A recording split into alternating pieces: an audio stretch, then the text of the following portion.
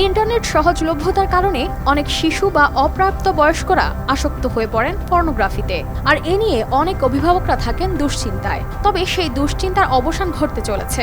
প্রাপ্তবয়স্ক ছাড়া অনলাইনে দেখতে পারবেন না পর্নোগ্রাফি, বাধা দেবে পর্ন পাসপোর্ট। এমনই একটি মোবাইল অ্যাপস চালু করতে যাচ্ছে স্পেন, যা বয়স যাচাইয়ের পাশাপাশি নীল ছবি দেখার সুযোগও সীমাবদ্ধ করে দেবে। পর্নোগ্রাফির যেসব সাইট রয়েছে তারা এর মাধ্যমে তাদের গ্রাহকের বয়স 18 বছর বা তার বেশি কিনা সেটি যাচাই করতে পারবে। স্থানীয়ভাবে অ্যাপসটিকে পর্ন পাসপোর্ট নাম দেওয়া হয়েছে। এটির অফিসিয়াল নাম হলো ডিজিটাল ওয়ালেট বেটা। নতুন এক্সপেল এর নতুন ফর্মুলা আরপিএম এর ডুয়েল অ্যাকশনে ঘরের মশা বাঁচবে না, বাইরের মশা আসবে না।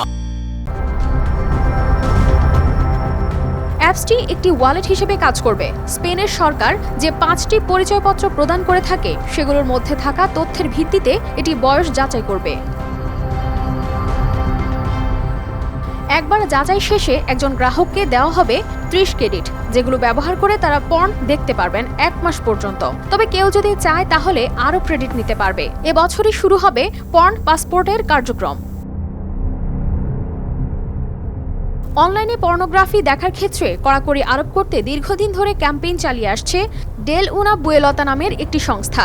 কয়েকদিন আগে তারা একটি পরিসংখ্যান প্রকাশ করে। এতে দেখা যায় অপ্রাপ্তবয়স্করা ভয়াবহ রকমভাবে আসক্ত হয়ে পড়েছেন পর্নোগ্রাফিতে।